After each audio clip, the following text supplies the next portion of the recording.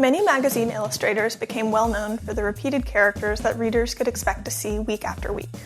This was the case for the Gibson Girl, the Patterson Girl, and the Brinkley Girl, three important archetypes in early 1900s magazine illustration named for their creators.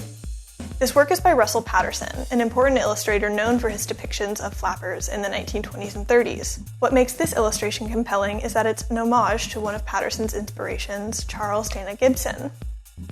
In the illustration, Patterson draws a direct comparison between the Gibson Girl at the turn of the century and the similarities to fashion 25 years later in the 1930s.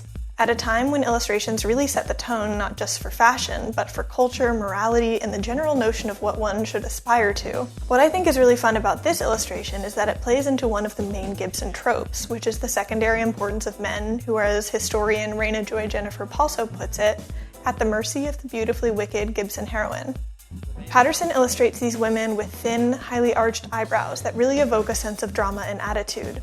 They're both wearing a shirtwaist, which was a revolutionary step forward in women's wear because it was simple, affordable, and far more practical for a woman on the move. On the 1930s side, we see these delightfully elegant women wearing tops that really emphasize the shoulders and skirts that hug their figures. This lady here is mobile, out on her bike. Even though there are differences in their outfits, both sides communicate a growing sense of freedom and independence that women were gaining over time. Sandwiched right in between these two time periods is the Brinkley Girl, named for New York-based illustrator Nell Brinkley. Her famous style highlighted beautiful, curly-haired young women, not unlike herself, and her importance cannot be understated. They even made hair curlers named for her, so young women could emulate the look she made so very popular. Brinkley's illustrations often accompanied her own commentary column in the New York Evening Journal.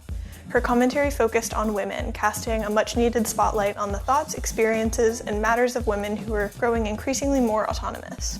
This work is not a magazine illustration, but a portrait of an unidentified young woman who looks quite a bit like Brinkley herself. I think what makes this work so special is just how alive it feels. The sitter has an almost palpable gleam in her eyes and a sense of confidence and self-assurance that really jumps off the page. Brinkley is a phenomenal technician. Despite the free-spirited nature of her work, every line feels intentional and is executed so beautifully. The delicacy of the lines work in contrast to the inky black background that makes the sitter stand out. We are so excited to present these works and plenty more in our June 17th illustration art sale.